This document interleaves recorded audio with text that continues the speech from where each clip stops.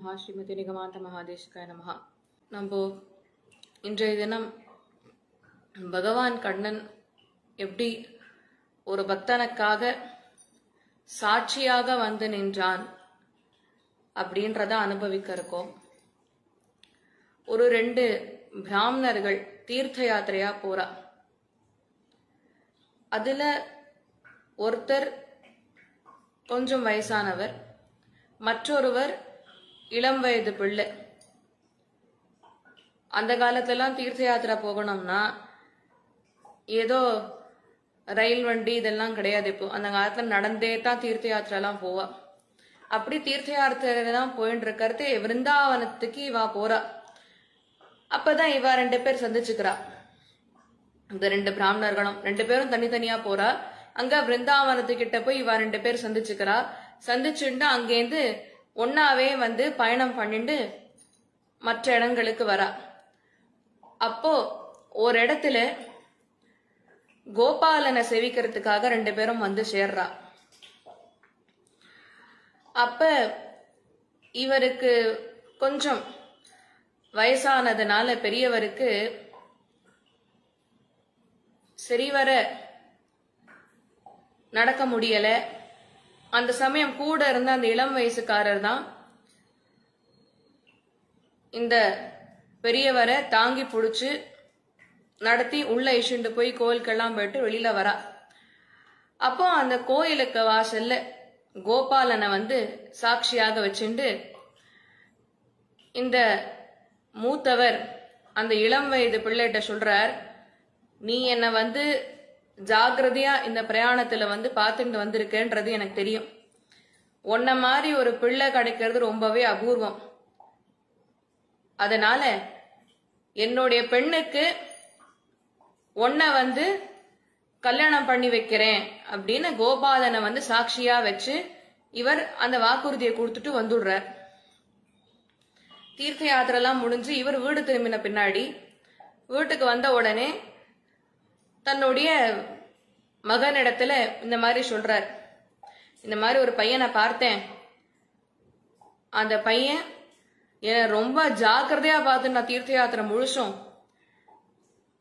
அவன்தான் என் பெண்ணுக்கு ஏற்றவன் அப்படின்றத நான் தீர்மானம் பண்ணி அங்க இருந்த கோபாலனை வந்து அந்த பெருமாளை கண்ணனை சாட்சியா வச்சுண்டு நான் அந்த பையன்கிட்ட சொல்லிட்டேன்னு அந்த பெரியவர் வந்து தன் பிள்ளை இடத்துல சொல்றாரு. பிள்ளைக்கு ஒரே கோபம். அது என்னம்மா என் தங்கைக்கு வந்து என்ன கேட்காம நீ முடிவு பண்ணுவேன்னு ஒரு கோபம். பிள்ளையானவன் கண்டிப்பா நீ பார்த்த பையனை என்னுடைய தங்கைக்கு நான் கல்யாணம் பண்ணி வைக்க மாட்டேன், இது நடக்காது அப்படின்னு அந்த தகப்பனார் இடத்துல பிள்ளை சண்டை போட்டு இருக்கான். இப்படி 2 பேரும் சண்டை போட்டுக்கிறான். நித்தியம் சண்டையா மாறிண்டு வருது. ஒரு நாள் எதிர்ச்சியா அப்பாவும் பிள்ளையும் வெளியில போறதே எதிர்க்க இவர் எந்த பையனை வந்து தான் பெண்ணுக்கு மனம் முடிந்து வைக்கிறேன்னு சொன்னாரோ அந்த பையன் வந்துட்டான். அப்ப இவரோட பையன்கிட்ட வந்து சொல்றாரா, இல்ல இந்த பையனை தான் நம்ம பெண்ணுக்கு வந்து பார்த்தேன், பையன் நல்ல பையன்னு சொல்றாரு. ஆனா இந்த மூத்தவரனுடைய பிள்ளை அதை கேட்க மறுத்துட்டான்.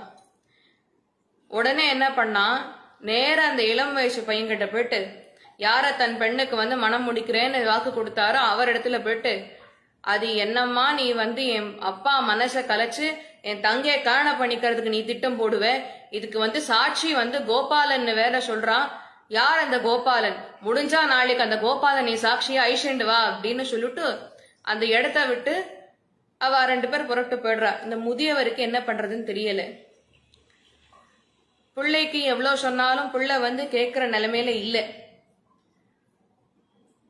உடனே என்ன ஆறுது, இந்த பையன் என்ன பண்றான், நேர அந்த கோபாலன்ட்ட போயிட்டு ஓன்னு அழறான். அழுது, பா உன்னை வந்து சாட்சியா வச்சுண்டு தானே அவர் சொன்னார் தன் பெண்ணை வந்து எனக்கு கல்யாணம் பண்ணி கொடுக்கறேன்னுட்டு, இன்னைக்கு அவர் தரமாட்டேன்னு சொல்ற அளவுக்கு ஒரு நிகழ்வு நடந்திருக்குன்னா அதுக்கு என்ன காரணம்னு எனக்கு தெரியல. ஒரு பிராமணனுக்கு எப்பவுமே ஒரு பெண்ணை வந்து கொடுக்கறேன்னு வாக்குறுதி கொடுத்த பின்னாடி பின்வாங்கினாக்க அது சாஸ்திரங்கள் ஏத்துக்கிறது இல்லை. வந்து இந்த பையனுக்கு நடந்த உடனே கோபாலன்ட்ட அழுத வண்ணமே இருக்கான். கோபாலன்ட்ட கடைசியா கேக்குறான், நீயாவது இப்ப வந்து உதவிக்கு வருவியா மாட்டியா? வந்து அந்த பிராமணன் சொன்ன வார்த்தைய உண்மை நிரூபி. அந்த பிராமணனோட பையன் எதையுமே நம்ப மாட்டேன்றான். அதனால தயவு செஞ்சு நீயே சாட்சியா வந்துடேன், எனக்காக நீ இவ்வளவு கூட பண்ண மாட்டியான்னு அழறத்தே. கண்ணன் என்ன சொல்றான், சரி உன்னுடைய வேண்டுகோளுக்கு இறங்க நான் இறங்கி வந்துடுறேன். ஆனா ஒரு நிபந்தனை, எந்த காரணத்துக்காகவும் நான் உன் பின்னாடி வரேனா இல்லையான்னு நீ திரும்பி பார்க்க கூடாதுன்னு. எந்த காரணத்துக்காகவும் நான் உன் பின்னாடி வரேனா இல்லையான்றத நீ திரும்பி பார்க்கவே கூடாது. அப்படி நீ பார்த்துட்ட அப்படின்னா அந்த இடத்துல நான் சிலையாயிடுவேன் அப்படின்னு கண்ணன் சொல்றாரு. இவனும் வந்து அதுக்கு சரின்னு ஒத்துண்டு 2 பேரும் அந்த இடத்தை விட்டு புறப்பட்டு வரா. கல்லுல முள்ளுல மண்ணுல எல்லா இடத்துலயும் கண்ணன் வந்து இந்த பக்தனுக்காக பின்னாடியே பின்தொடர்ந்துட்டு வரான். அப்போ ஒரு கட்டத்துல அந்த பகவானுடைய கொலுசுல போய் மண்ணுல எல்லாம் நடந்ததுனால அந்த மண்ணானது பகவானுடைய கொலுசுல போய் மொத்தமா மாட்டின் கொடுத்து சப்தமே வராத மாதிரி ஆயிடுது. அப்ப இந்த கட்டத்துல கொலுசோட சப்தம் அந்த பக்தனுக்கு கேட்கவே இல்லை, நின்னுடுத்து கேட்கறதே. என்னடா சப்தம் கேட்கறது நின்னு போச்சேன்னு அந்த பக்தன் திரும்பி பார்த்தான். அந்த நிமிஷம் அந்த இடத்துலயே பகவான் வந்து சிலையாயிட்டார். ஆனா அது அந்த மூத்தவர் யார் பெண்ணு கொடுக்கறேன்னு சொன்னாரோ அவர் இருந்த இடத்துக்கு ரொம்ப பக்கத்துல இருக்கிற இடம், அந்த இடத்துலதான் பகவான் இப்ப சிலையாயிட்டார். சிலையாயி அங்கே நிக்கிறார். ஊர் ஜனங்க அத்தனை பேரும் வியப்போட பாக்குறார். எங்கேயோ இருந்த பகவான் கோபாலன் இவ்வளவு தூரம் வந்து இங்க தன்னந்தனியா சிலையா நிக்கிறானே, யாருக்காக வந்தானோ எதற்காக வந்தானோன்னு ஆராய்ச்சி பண்ண யாரு என்னன்றத விசாரம் எல்லாம் போக கடைசியில் இந்த பக்தனுக்காக வந்தார் அப்படின்றத புரிஞ்சுண்டு அன்றைய தினம் இந்த இடத்துல அந்த பெருமாளுக்குன்னு ஒரு கோவிலை கட்டி அவனுக்கு அன்று முதல் இன்று வரை சாக்ஷி கோபால்னு பெயர் ஏற்பட்டது. அன்னைக்கு ஏற்பட்ட பெயர் அது. இன்னி வரைக்கும் அந்த பெயரோடத்தான் அந்த எம்பெருமான் அங்க வாழ்ந்துட்டு இருக்கார். இதன் பின்னாடி இவர் சாட்சி ஆயிட்டார் அப்படின்ற அந்த நிம்மதியில பக்தன் திருப்திப்பட்டான். யார் அந்த மூத்தவர் பெண்ணு தரேன்னு சொன்னாரோ அவரோட பையன் தானே இப்ப சண்டை போட்டார். அந்த பையனும் இந்த மாதிரி பகவான் தான் சாட்சியா இருந்திருக்கான் இந்த கல்யாணத்துக்கு அப்படின்றத அங்கு புரிஞ்சுண்டு 2 பேரும் தீர்மானம் பண்ணி அன்னைக்கு வந்து கொடுத்த வாக்க நிறைவேற்றுவதை போல் அந்த பெண்ணை வந்து இந்த பையனுக்கு மனம் முடிந்து கொடுத்துட்டார்.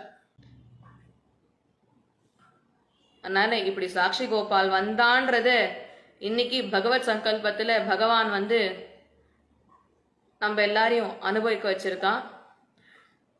நாளைய தினம் வேற ஒரு பகவத் விஷயத்தோடு நாம் எல்லாரும் கூடியிருந்து அந்த விஷயத்தை அனுபவிப்போம். கவிதார்க்கிக சிம்ஹாய் கல்யாண குணசாலினே ஸ்ரீமதே வெங்கடேஷாய் வேதாந்த குருவே நமஹ.